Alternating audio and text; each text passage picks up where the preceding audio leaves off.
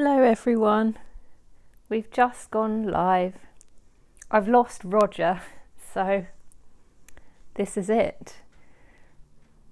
He's coming back.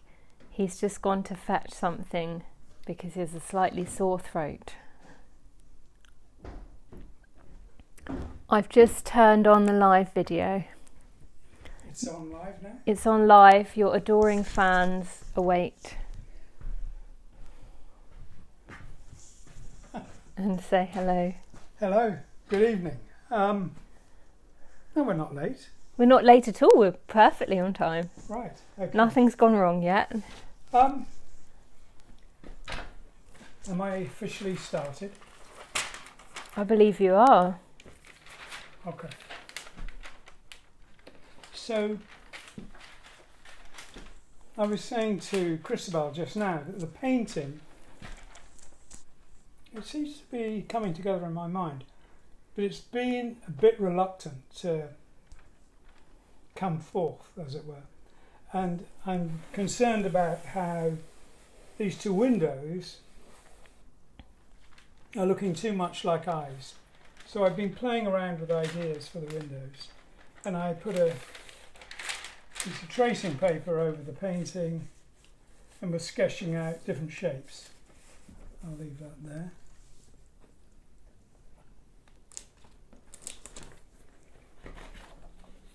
And this is a sketch I did quite a long while ago. Is that too close? That's perfect. Okay, so this is a sketch I did a long while ago for the Puccini opera, Edgar. And we actually built this, it was one of the 3 sets. But what I was interested in this is, if you can see, the different shapes of windows I played with. So with that in mind, I'm going to go back and revisit the painting. And I'll take that down for now. There was a point when I thought it was just trees and a pond in the woods with the kingfisher. But it does seem now that it's a sort of foliage covered tea room, village, whatever, naturally just sort of popped out of the woods. So it's there, willy-nilly, it's there. And I'm trying to give it a lot more form, so it's much more definition with that, but at the same time hide it with the foliage that's growing all over it. Having said give it more definition, I don't want to give it any more than it absolutely needs. So a little bit of shaping, but leaving it as vague and mysterious as it'll let me. And I'm not quite sure how vague and mysterious it's going to allow. But that's something I'll figure out. I thought by today we would finish it, but maybe not, I don't know. I had a shot since last time we were on air of trying to deepen and darken this end of the pool and leave water lilies. So the water lilies aren't painted, the water behind them is painted, but the water lilies themselves are actually painted with Chinese white, and I thought I would try that and try Hellingham's other technique of literally scratching the paint off. I'm going to do both and see which works for me. Is that to say that the actual pads then, they are the layer that was already on there and you've painted the water over them?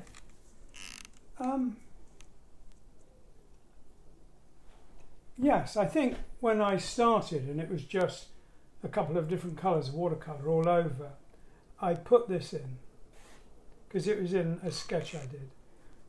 And it's a bridge really, and it's stayed there ever since. So that probably won't change. That'll remain the bridge it is and will be. So there's a bridge, a path into this. There's a doorway. I've sketched it, but I haven't painted it yet. I'm still in the mood to play with it a bit, see what happens. And there's stuff going to be going on here and here. So it's just beginning, and once it's all done, I'm going to hope the whole thing will settle back into a middle distance, a sort of misty, green, mysterious middle distance. And I'll do that by pulling out the foreground a lot more obviously.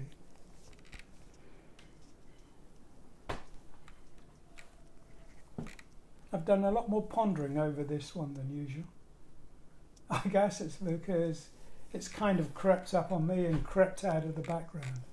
It never jumped, it was never obvious. Oh. Uh-oh. Uh-oh. That's the delivery. That's the delivery. What do you do? Shall I go and get it? Yeah. Okay. Do you mind? No, not at all. Okay, it's not locked. I'm going to unclip myself from the mic. Oh. Aha, right. And I'm going to leave you in charge. Don't let him escape. Okay. The challenge for me, though, is to put as much or as little definition and detail into the foliage so that it's unambiguously what it should be, but without overstating the case. And I find that's always a tricky balance, especially with watercolour, that in my history it allowed me to be incredibly precise. When I did the watercolour painting of the Asia Alpha album, I've said this before, but the azaleas in the foreground, I actually bought a pot of azaleas and I painted them quite small, about so big. Having said that, though, it took me so long, I had to buy several replacement pots because they flowered and died back while I was still in the process. It's very slow, very detailed, very precise watercolour. And I'm not dismissive of that. I love that. I love the detail in that. But I find I enjoy a vagueness now. This will look as detailed, but it will be, what can I say? It will be insinuated rather than defined, absolutely. So it's more hints, more mystery, less absolutely unambiguous definition. So, Christabel is back and she can read your questions, if you have any. Ask away. The pond and the water lilies are getting a lot of love at the moment. Okay, good. I should keep that vague so people don't see them too much. One of the things about watercolour is I'll work on it one day and then I'll leave it for a few days or a week and it'll dry out. And if that was acrylic, that would be the end of the story. But because it's watercolour, I'll show you with this, I can just revive it. A little bit of water and it's paint again.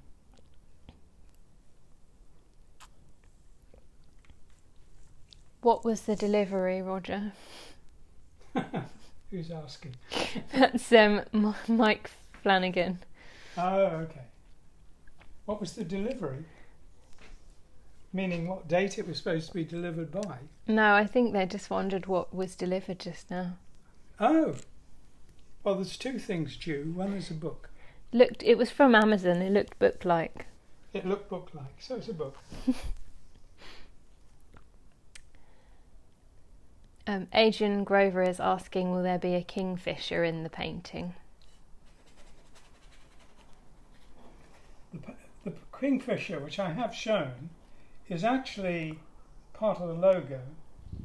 And Mike Innes, who works with me and does amazing stuff on the computer, has sent a version of the logo, which is like the painting, it's still in process. And I could show you. Ooh. Having said I could, I wonder if I can.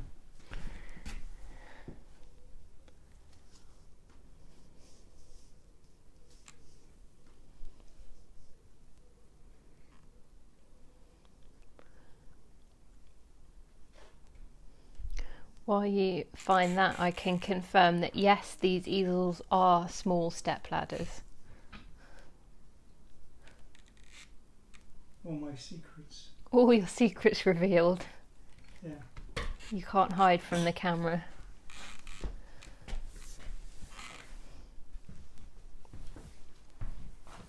So can you see that? Yeah. Okay, so that's a first run at the logo, and it's also got a title. It's now being called Halcyon Hymns, and we're going to play around with the colours more, and the positioning, it'll be much higher up. But you can see it's on an early version of the painting, and yeah, it isn't part of the painting, but it will be in the painting.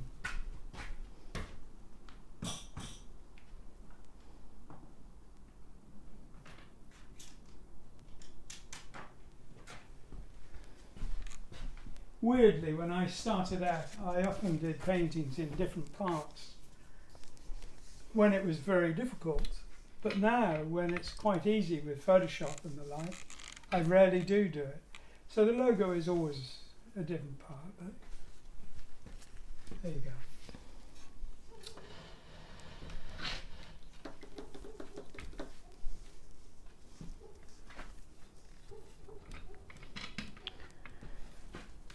Do you have an update on masks?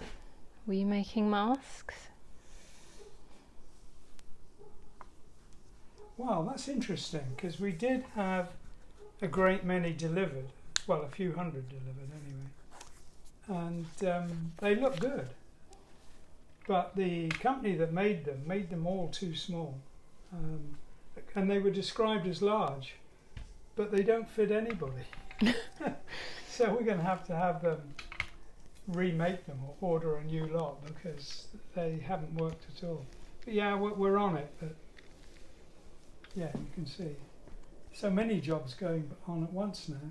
I was hoping we would have sample proofs of the new calendar, but they look like they'll be here this week, but not by today anyway.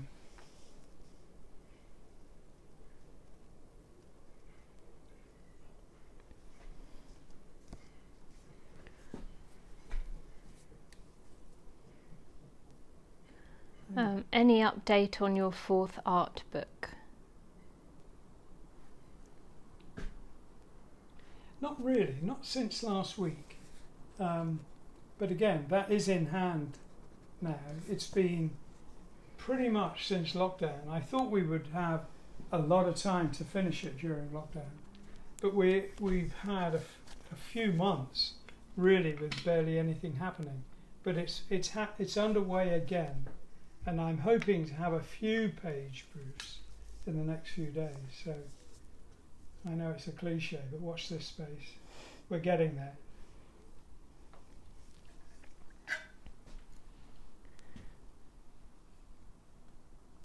The blue painting on your right is being asked about. It's just an experimental background from the classes we were doing. So I'm not sure what will happen with that. Something maybe.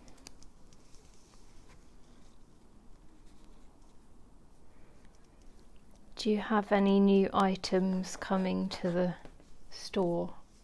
What, besides the calendar? I think so. I'm not sure. I think we've got some boxes of cards coming. And we definitely have a few new prints underway. So, yeah, I mean, we're hoping to have everything by the November exhibition, which really means it has to be ready pretty damn quickly from now. And is that at Trading Boundaries? Yes, yes. As of this moment, that's going ahead at Trading Boundaries. So, with real people? Yeah. In a Yes. real place. You know, How the exciting. usual rules of social distancing, but otherwise, yeah. Yeah. And Michael's extended the gallery to include the whole top floor, so it's going to be quite exciting. Wow.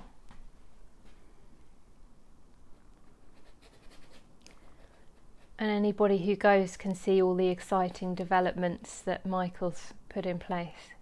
I don't know how many will be finished. I must go and have a look around myself, actually.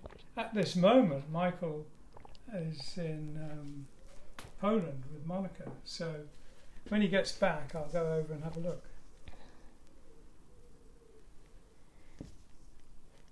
Will there be prints of the complete art for the Royal Affair tour live in Las Vegas? Will there be? Prints of the complete art for the Royal Affair tour. That I'm not sure of. There's going to be something, but I'm not sure what. And I'm going to discuss that with Yes's management. So that's in discussion.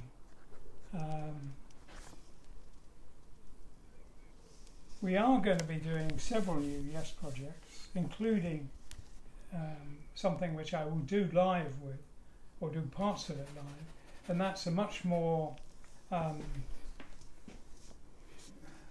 extensive version of Close to the Edge, with more paintings and more story.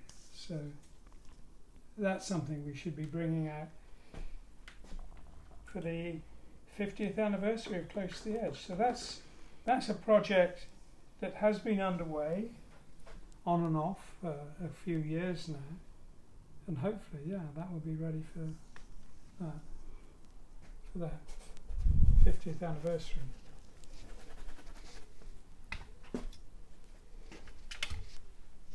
Sorry? I'm just dancing about with a spider here. Don't mind me.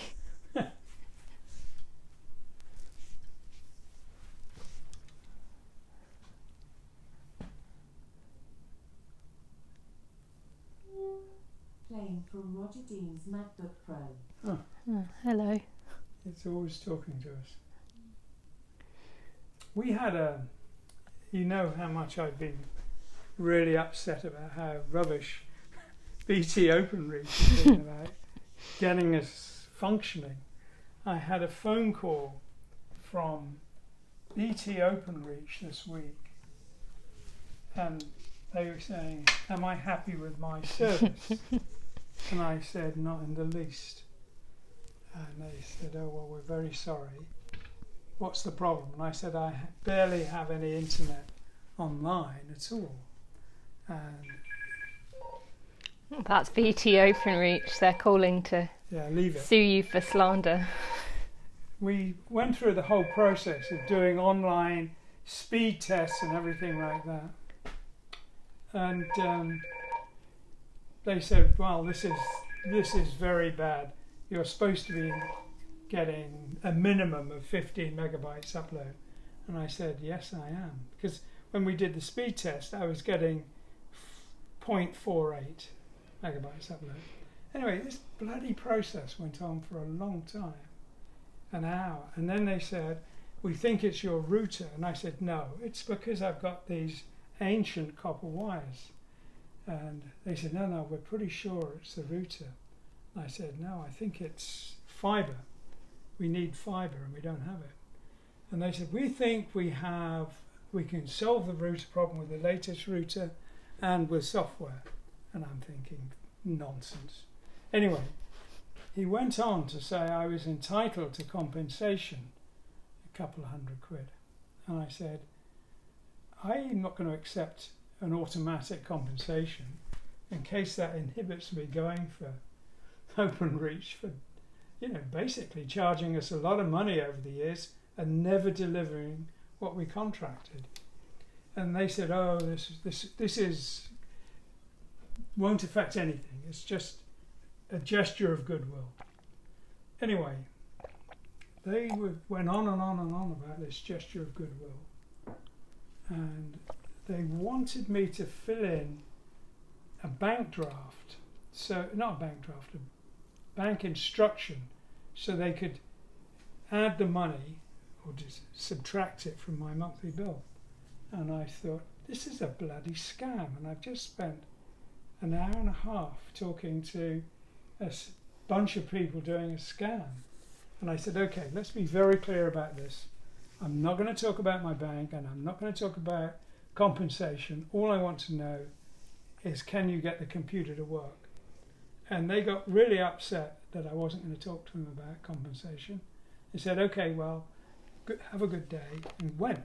And I thought, that's what it was all about. It's a scam. So that it wasn't BT at all? No. Well, I hope not, because whoever it was a scam, and I'm pretty sure BT can do their own scams. But I thought this was a different scam to the one BT are famous for. Wow. BT's one is they sign a contract with you, you pay X amount per month, and then they don't deliver. Or they deliver for a few weeks, and then over the months and over the years, the signal gets weaker and weaker and weaker, so it virtually disappears. So I would say, yeah, in my view, BT OpenReach do scams, but I don't think this was so sophisticated. They just wanted my bank details. But what makes it outrageously easy for scammers to pretend they're BT is probably half the country is in uproar about what a rubbish service they're getting. And you combine that with the fact that you can't get a functioning phone call to verify whether it's a scam. There we go. They're a heaven for Watchers scammers. be warned. Yeah. But what worried me though is I didn't give them my bank details, but because we did all the speed tests and a few other things, they did have access to my computer. So I did check with the bank and they said there's been no attempts, but you know, I got to sort out the security on my bank.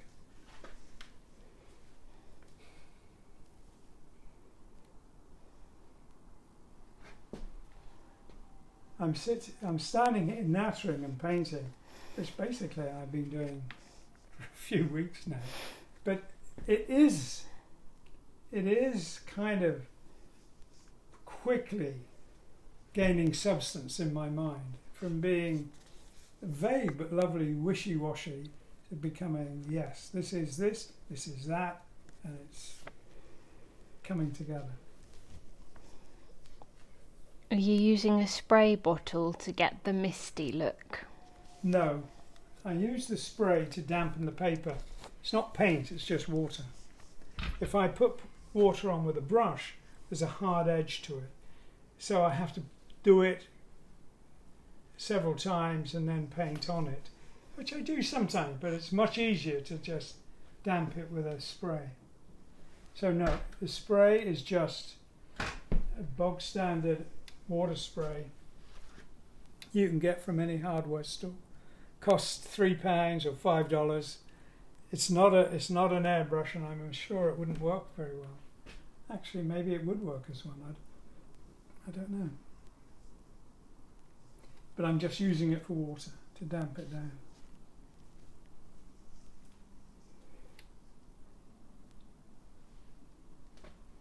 I'm ever so tempted to draw on this.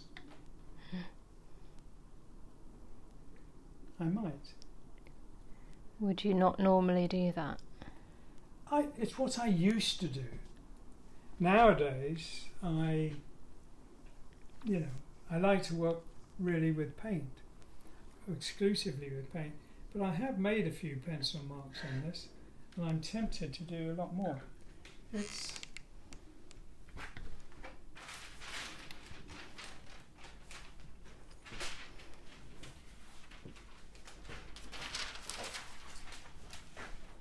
I like the idea of being able to play around with quite detailed windows, and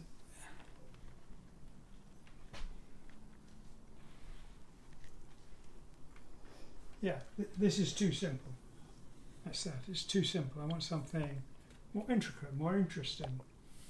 So I'm going to work on that with a pencil. But today, now, I'm going to stay with the paintbrush, because the paintbrush is what's giving it form. Detail I can do later.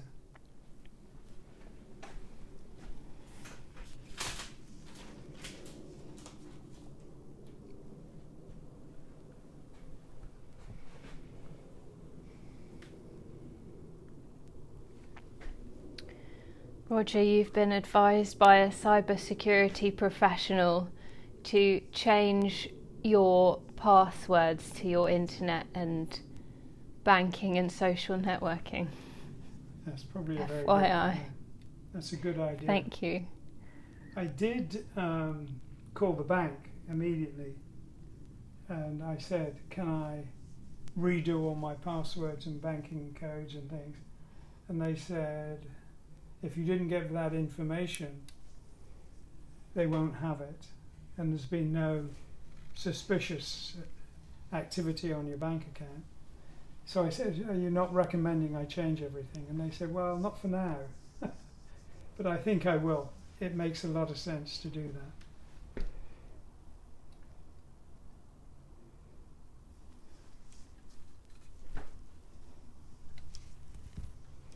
Yeah. Do you always paint your watercolours vertically? No. It's really an issue of size, and I've taken to painting this way because I like this size of paper, and if I'm sitting at a desk, it's, you know, and I'm resting my hand on the desk and working like that, which is how I would have been if I was drawing and so on. It means I use a piece of paper so I don't mark it, and I'm working like that. It's slightly on the large size for that. You know, if I'm leaning right across and I'm working at the top edge. Yeah, but the fact of the matter is, working horizontally with watercolours has a terrific advantage because you can work wetter and it isn't running. The trouble with how I'm doing it here is that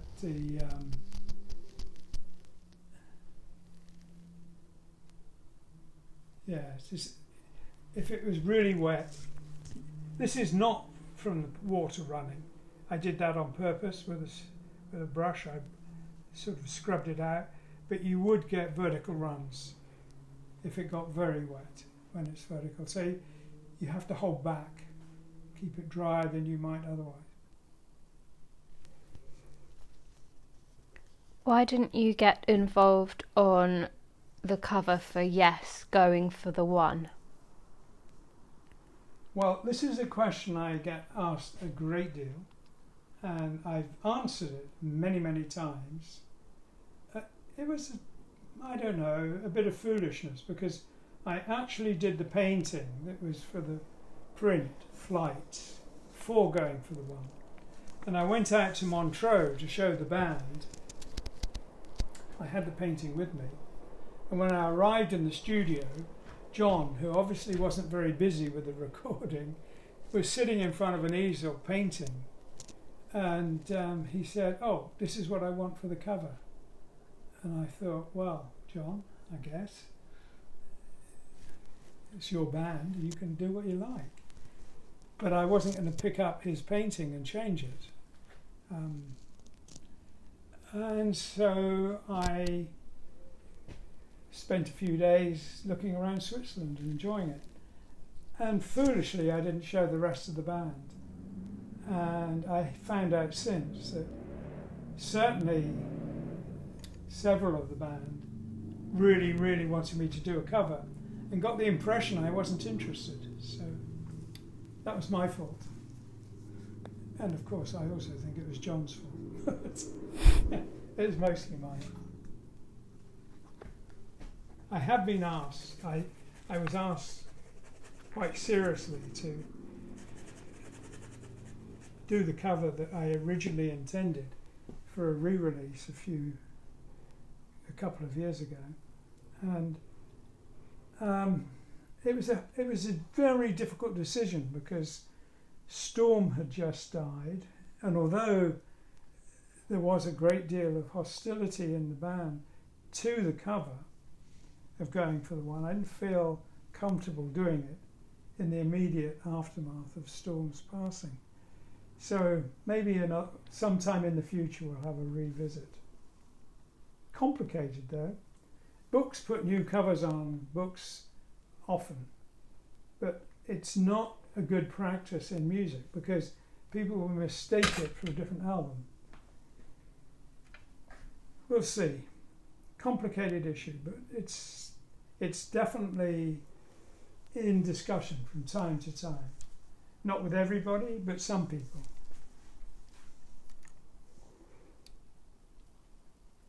How did you achieve the stippling effect above the house in this painting? The stippling effect? Yeah. I wonder what people are talking about. There, here. Say higher, lower, left, right. Miriam, say which part you mean. Is it on the actual house? I think so. I'd call that a stippling effect. Where? On the tree house. There isn't any stippling effect. There is a kind of dry brush effect here. And what I'm doing with that is I'm using the brush almost flat to the paper so it hits only the highlights in the paper. And that roughness is actually real roughness. It's the roughness in the paper.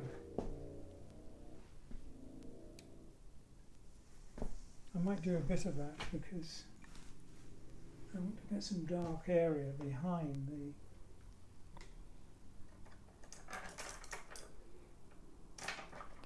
To the upper left, I'm not sure if that's of the painting or the house. The tree?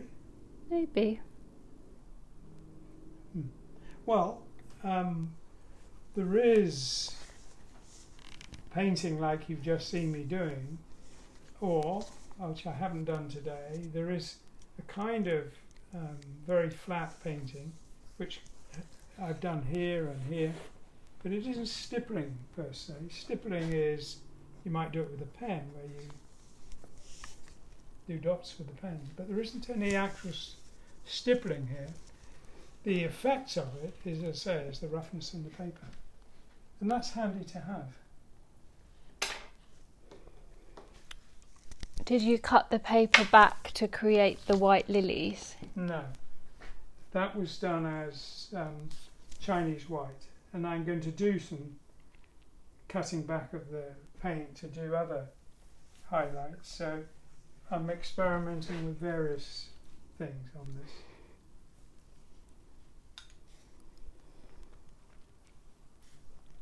Are you in talks to do the new Asia album? Am I what? In talks to do the next Asia album? Well, it has been mentioned that there will be a new Asia album. I don't really know what the status of that is, to be honest.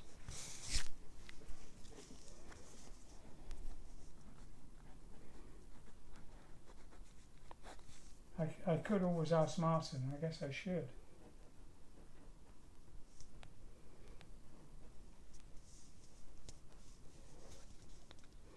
What's the largest canvas you've painted on? The largest canvas I painted on was one for Anderson Bruford Wakeman. Actually, two for Anderson Bruford Wakeman now, and it was 9 foot by 6 foot, which is I don't know what that is in meters. It's just under 3 meters by just under 2.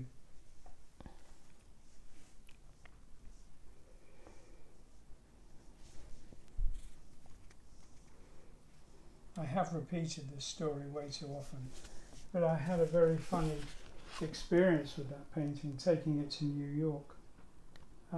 It was very big, and I decided that I would take it off the canvas and roll it up to protect the painting, but also to make it more manageable. It was in a 10-foot tube, which is a 3-meter tube, say. And it was about 1/3 of a metre in diameter, and it had to be longer than the 9-foot wooden battens because the canvas was bigger. So it went into this tube and it fitted very well. And I rang up Virgin Airlines and I said, I've got this painting, it's in this tube, can you guys manage it? And their reaction was, no problem. Just deliver it to the outside luggage counter. So I did, and it flew out nicely. And we were in Newark Airport. And it took forever going through immigration.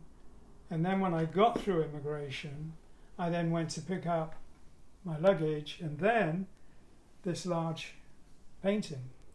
So I had a little teeny trolley which already had a couple of suitcases on it, and then I was balancing this huge painting on it.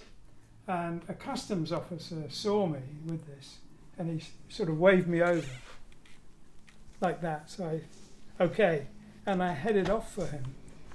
But halfway there, somebody kind of barged into me and rushed to that guy.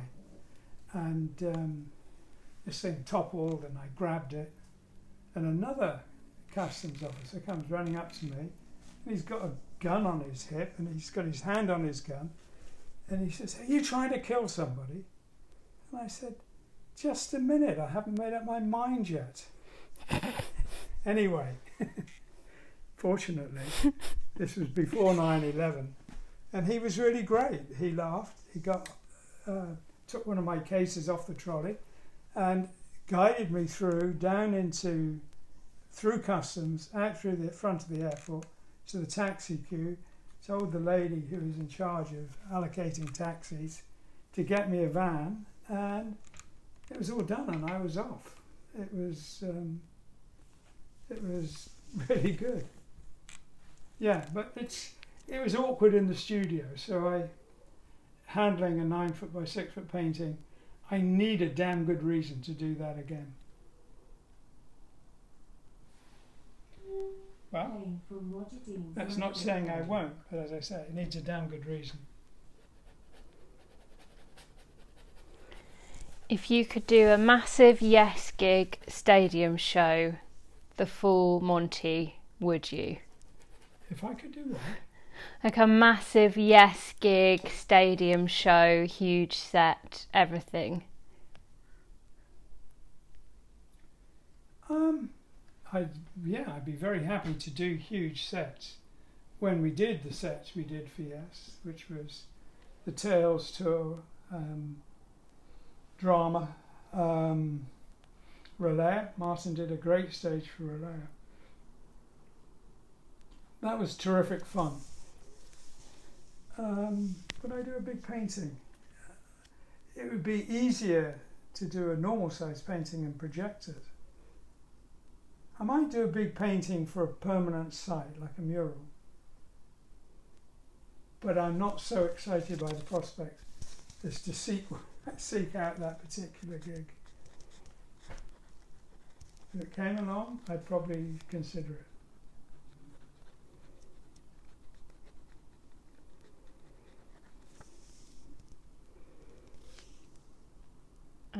We're being asked again about the paper. Is it cold or hot pressed?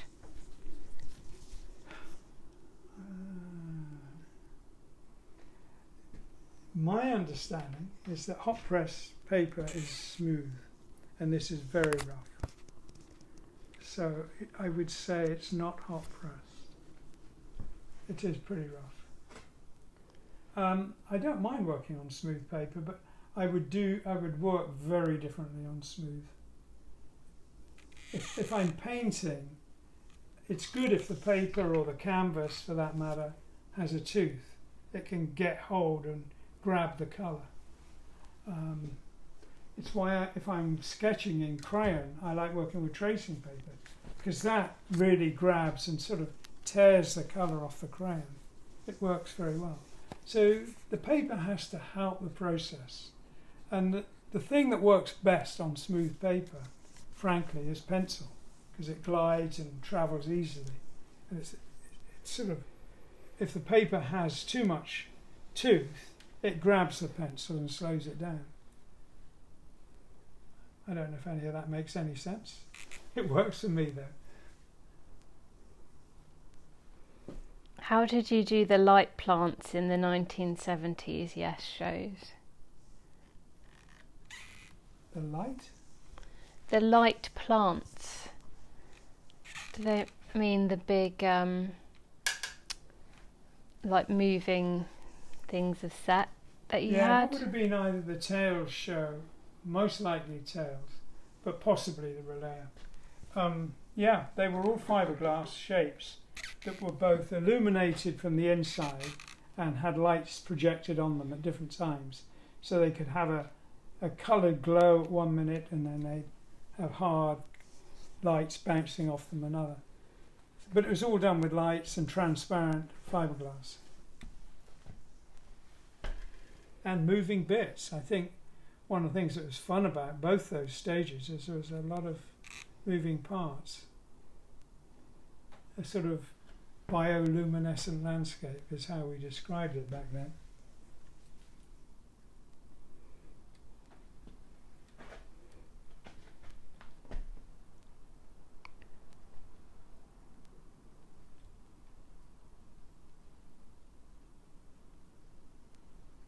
Oh, going back to the set, the Yes set, you're Yeah. being asked, would you want to do a special one-off, one-day Yes stage set if they did a last gig? We have talked about doing a stage set, not for touring, but for, say, filming. And that has been a conversation that's taken place from time to time. So don't rule it out, it could happen.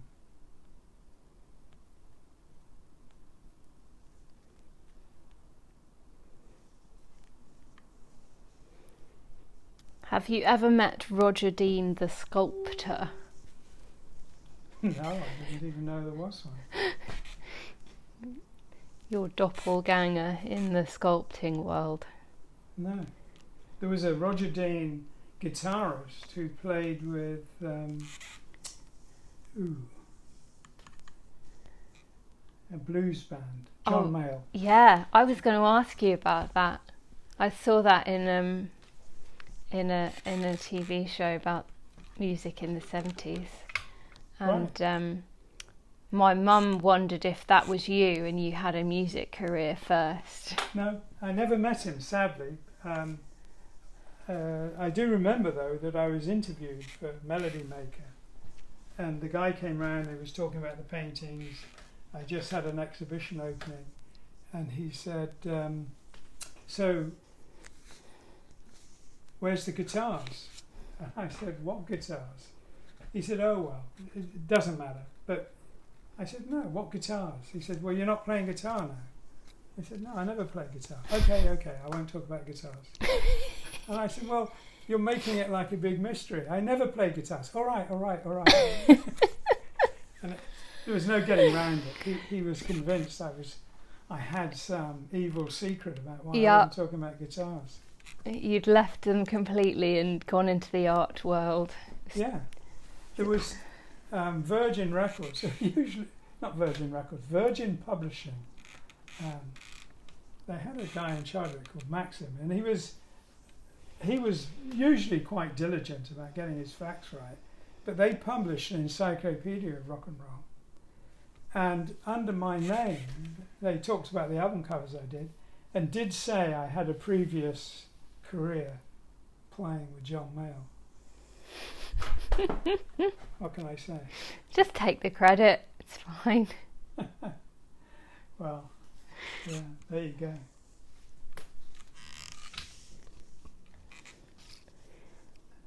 I nearly met up with John Mayall.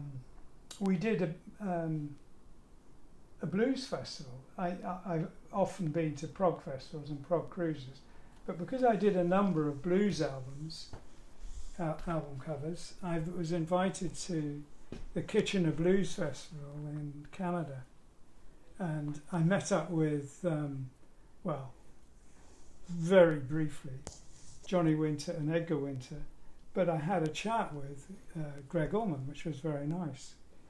But John Mayall was there, and I was hoping to see him at breakfast, and they had to leave for a gig very early in the morning, so that never happened. So I never met them or the band. But at that point, that was a couple of years after he died, so I wouldn't have met him.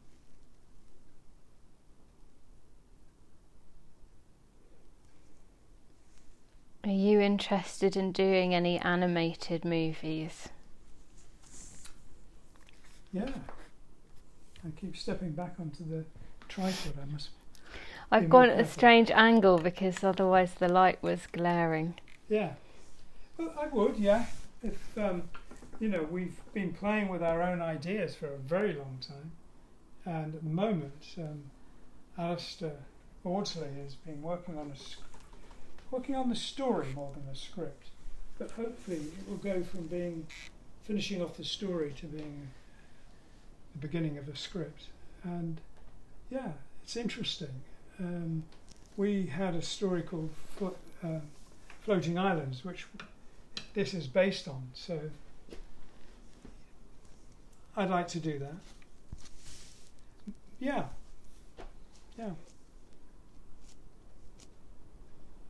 It's interesting for me though, because I could see that either as a live action or animation.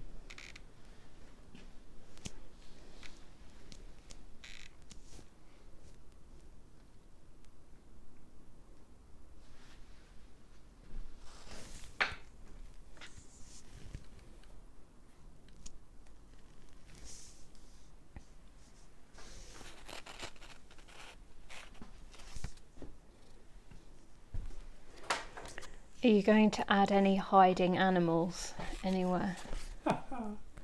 Yes, it's been on my mind.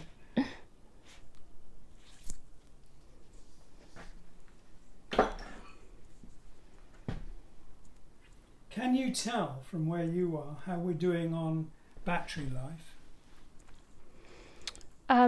I can't see, but I think we'll be all right because your phone was fully charged today. Yes, it I'm was. very impressed. I have got an issue, and it's a recurring one with the battery in the phone, so I've been sort of wanting to keep an eye on it. No, but it's just coming up to 10 to 8. Okay, well, I'm going to keep going for a while if there's questions still to be answered. Great. Yes, you're being told you should do a graphic novel.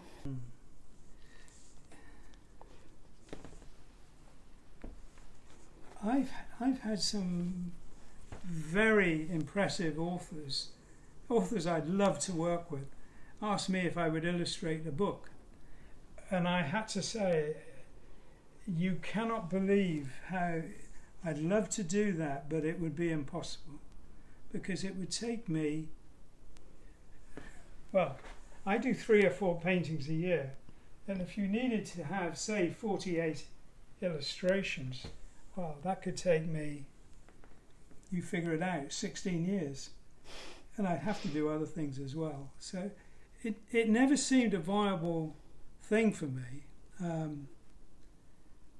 And there are people who are really good comic artists. Dave McKean, who, if you like graphic novels, you probably know Dave's and his work. He wanted to do one based on floating islands. I think it was interesting because he wanted to do a completely different story, but he wanted it to be a little bit based on my paintings. And we agreed it, and he sent me stuff from time to time. And it was looking very interesting, but I haven't seen anything of that for quite a while now.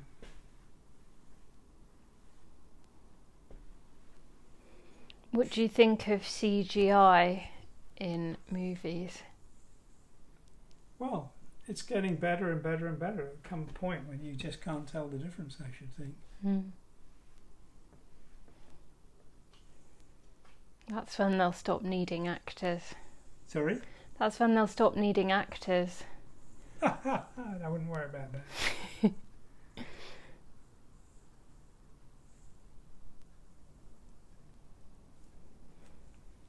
What do you think about it? I think it's amazing, actually. I love, because what's very common now is to use actors to be the basis for, it's called motion capture. So they capture not only your physical movements but also your detailed facial expressions, and that's what's put into the computer and turned into something completely different, but is based on a real person with real movements and emotions. So I think it's very exciting. Yeah, we did worked on a computer game called Onyx, and I mentioned that before. I worked with Michael Kaluta, and he did all the characters. And this was a long time ago. We started work on that in early 90s, and before DVDs. And it looked like the game would have to be on some ridiculous number, like 24 CDs. But in the middle of it, they announced that they were going to be DVDs. So that cut the numbers down. But we were working with motion capture back then. It was the very beginning of motion capture, but it was amazing. It looked very impressive. I think that project, the art was, I'm not speaking about mine particularly, although it does mean mine, but the work that Michael did and we did was great, and that didn't date like the technology did. So I think we should consider revising that project, or doing something with it.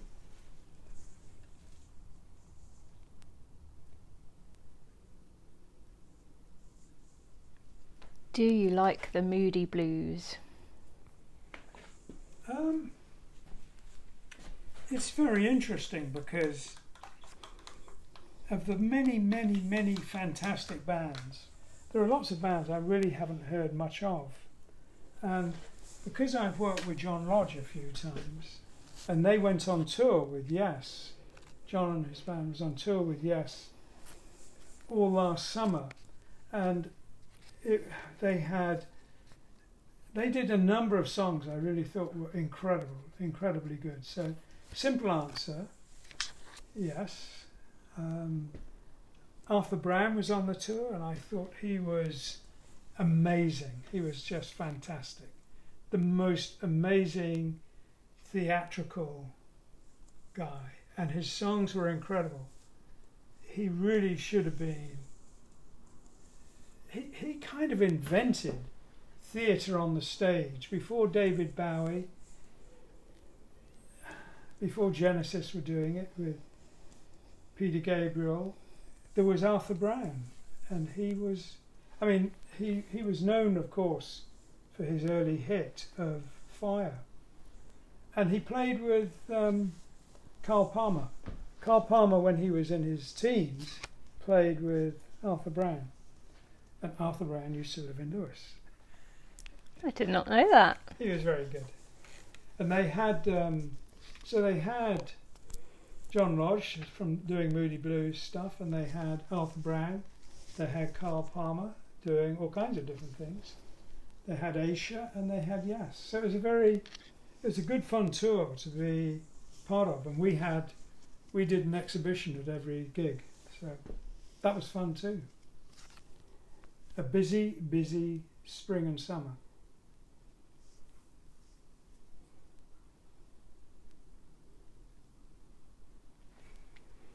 Did you enjoy working with John Lodge?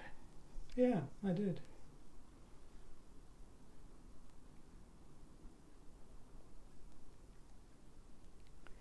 After you're finished with a piece, do you ever adjust your work in the computer? Do I ever? Adjust your work on the computer.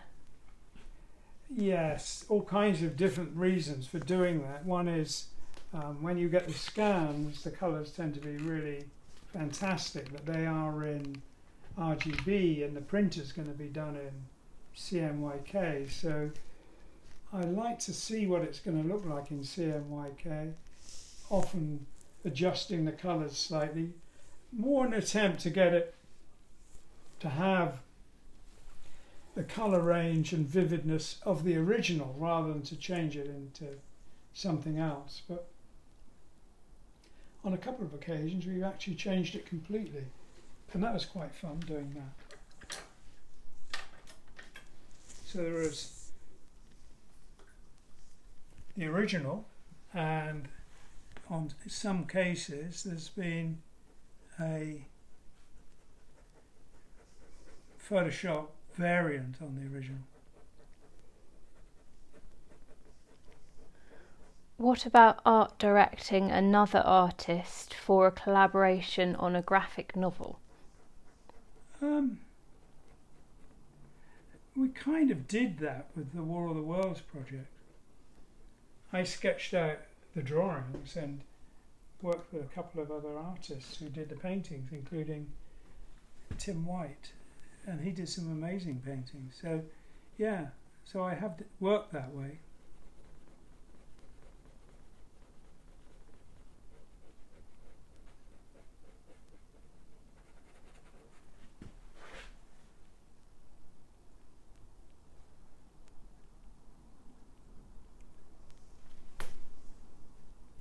So in my mind I'm getting there.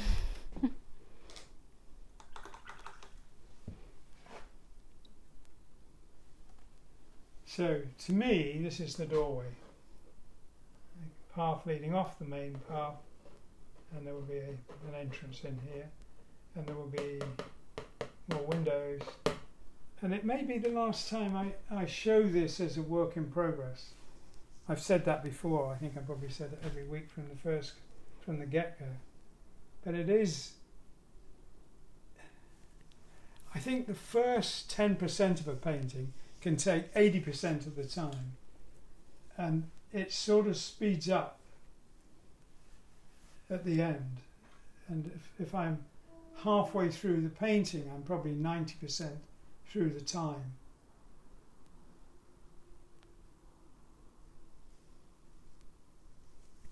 Yeah, I think that would be a good judgment call on how much time is involved. It looks quite away from being finished, but to me, I'm not going to have to do as much standing and staring to finish it. It's kind of mapped out in my head now. It's just a question of distraction and putting in the labour. So it'll be fun to finish it. It'll be a lot of fun. It's 2 minutes to 8, Roger. Okay, well, let's say what will happen next week. With any luck, we'll have the proofs of the new calendar. We might even have proofs of the new box sets of cards, and maybe this will be finished. Probably it will, because I've got a whole bunch of other projects I want to do for you next week. So I want to start working on new prints and you seeing that come about. So, yeah, and if you do have any questions after today, send them in, mark them as for Q&A, and Freya and I will go through them before next week. Freya's going to announce a regular date for that, so we know when to expect them. And it'll be good for me, because I'll know when I got to do them. Today, by the way, just in case Freya will see, well, she will see this, it's her birthday today. But as she's in Tokyo, she's probably been asleep for many, many hours. Happy birthday, sleep, Freya. Yes. Yes. So thank you very much for joining me, and hopefully we will have a finished and proofed Halcyon hymns from DBA in the very near future. Good night, everybody, and thank you for coming. Good night, everyone.